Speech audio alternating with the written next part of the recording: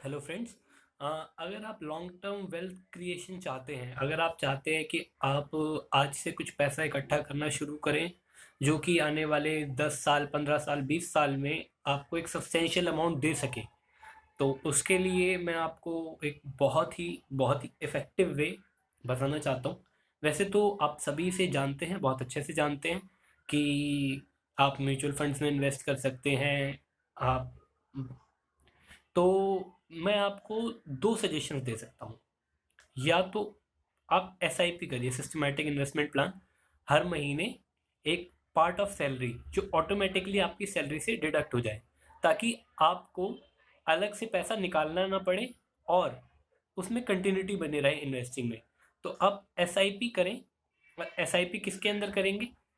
एक तो अगर आप टैक्स बेनिफिट लेना चाहते हैं, अगर आपका 150 को एक्सीड नहीं करता है एटीसी का ब्लॉक अभी, पीपीएफ और एलआईसी वगैरह के बाद अगर नहीं करता है, तो you can go for ELSS. ELSS schemes बहुत सारी कंपनीज प्रोवाइड करती हैं। उसके अंदर आप एसआईपी स्टार्ट कर सकते हैं 500 1000 से, और धीरे धीरे उस अमाउंट को आप बढ़ाते जाइए।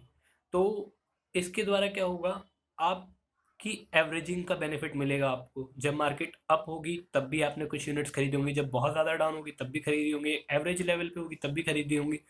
तो ओवर द पीरियड 15-20 साल में आपकी एवरेज आउट होके बहुत ही अच्छा रिटर्न आएगा। और दूसरा, अगर आप ईएलएसएस में इन्वेस्ट नहीं करना चाहते, तो मैं आपको एक बहुत ही अच्छा सजेशन देना चाहूँगा।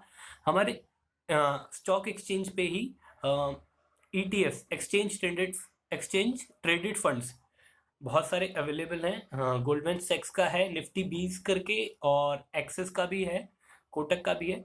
उसके अंदर आप मंथली इन्वेस्ट करेंगे, एसआईपी की तरह ही इन्वेस्ट करेंगे। बट अब ये जो फंड्स होते हैं, इनके अंदर मैनेजमेंट फीस थोड़ी ज़्यादा होती है, क्योंकि वो लोग आपके शेयर सिलेक्ट करते हैं, स्टॉक सिलेक्ट करते हैं।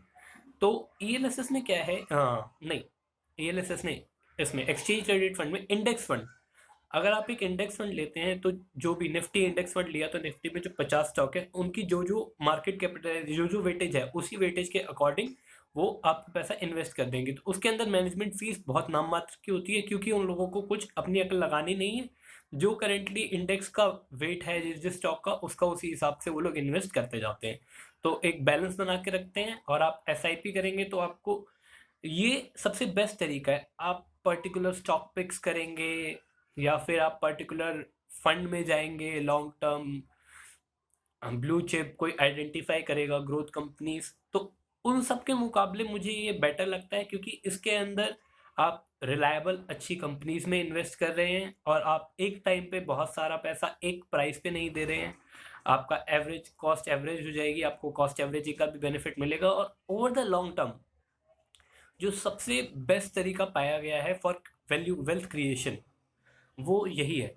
अगर आप एसआईपी कर कर इंडेक्स फंड में इन्वेस्ट करते हैं, तो आपको ओवर अ पीरियड 10 15 20 साल के अंदर मैक्सिमम रिटर्न यहाँ से आ सकता है with the least amount of risk.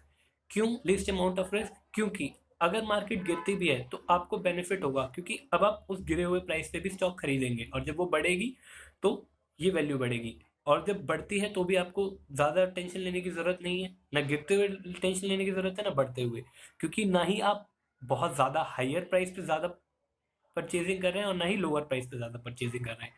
तो थ्रू एसआईपी आप इन्वेस्ट करेंगे इंडेक्स फंड में, जिसमें मैनेजमेंट फीस भी कम है।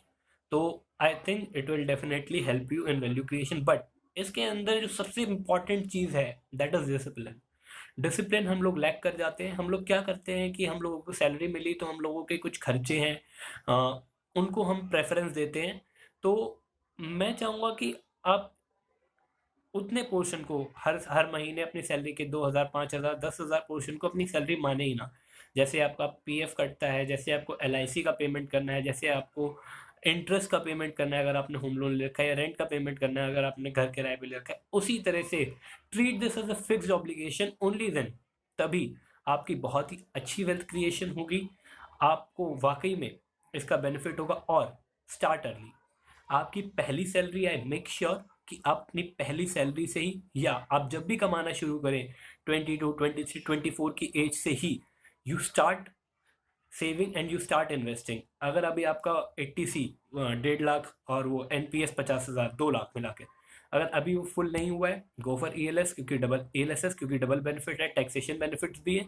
और अगर वो फुल हो जाता है एक लेवल के बाद हो जाता है, आप मैं आपको पीपीएफ के अगेंस्ट, एफडी के अगेंस्ट, आई एम इन सबको अपार्ट एक साइड रखते हुए आप इसके अंदर जाएंगे तो आई रिकमेंड यू दिस। और अगर आपको एक बार में बहुत ज़्यादा कहीं से पैसा आता है, लॉन्ग टर्म इनफ्लो आता है, तो आई रिकमेंड कि आप उसको एक टाइम के लिए डेट के अंदर डाल दें, मतलब एफडी डाल दें। और उसका एक पीरियोडिक इंटरवल में हर महीने या हर साल, मान लो आपके पास 10 लाख आया, तो 10 महीने में 10 डेट्स आप डिसाइड कर लेंगे, तो उसमें से 1-1 लाख आपका through this route only exchange traded index fund में जाते रहेगा। तो इससे क्या होगा, आपकी एवरेजिंग भी हो जाएगी, ना आप बहुत हाइयर प्राइस पे ना बहुत लोअर प्राइस पे एक साथ घुसेंगे। तो और सबसे बेस्ट मिक्स क्या है, अगर आप चाहते हैं कि नहीं मुझे कुछ और भी करना है, मुझे सिर्फ इतने पे नहीं रहना, मैं एक्टिवली पार्टिसिपेट करना चाहता हूँ, तो व्हाट कैन यू डू। मैं आपको ये सजेस्ट कर सकता हूँ कि आप एक मिक्स बनाइए जिसके अंदर आपका इक्विटी या डेट, में इस समय मेरे हिसाब से तो एफडी ही मैं पकड़ के चलूंगा, बिल्कुल सिंपल, मतलब कि आपको कुछ ज़्यादा सोचना नहीं है। आप एफडी करवा दीजिए, आपकी टोटल जितना आपके पास पैसा है उसका 30% एफडी एंड 70% इन इक्विटी, तो आपका एफडी कभी कहीं जाने वाला ही नहीं है, एंड इक्विटी में आपका वेल्थ क्रिएशन होता रहेगा। सो